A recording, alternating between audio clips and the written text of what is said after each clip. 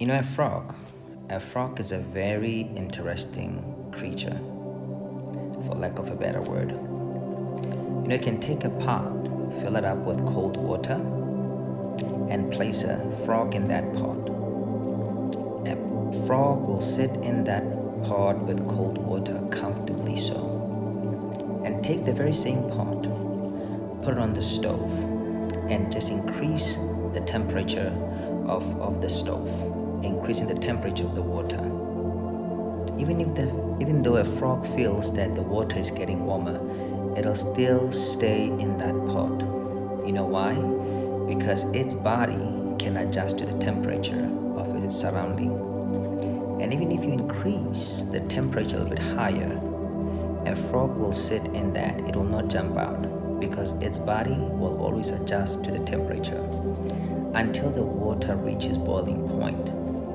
And it's only that time when the frog will try to jump out, and it'll be too late because its body will not be able to adjust to the degrees of the boiling water. Now, there are people like that.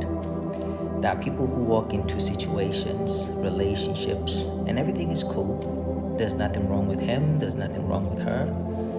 And after a few weeks, days, months, or years, you see the temperature is changing. The person is becoming something else, and you still choose to stay because you think you know them more than everybody else, or you feel like it's your fault, you feel like you have to adjust until the toxicity gets to a boiling point where you can't stand it anymore. And normally, that's when a lot of time people realize that they need to jump out.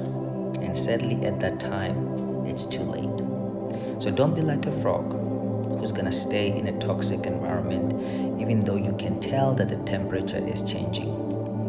If they are not the people they were when you met them, or the situation is not what it used to be when you got into it, it's time to get out.